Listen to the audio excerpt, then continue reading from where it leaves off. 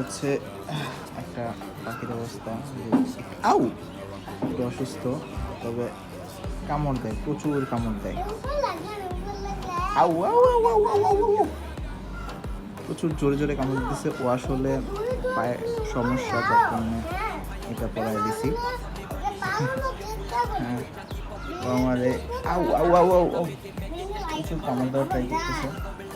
এখানে বসাই দিই। বেচারা একটু কষ্ট পাইতেছে যদিও, তারপরেও কিছু করার নেই।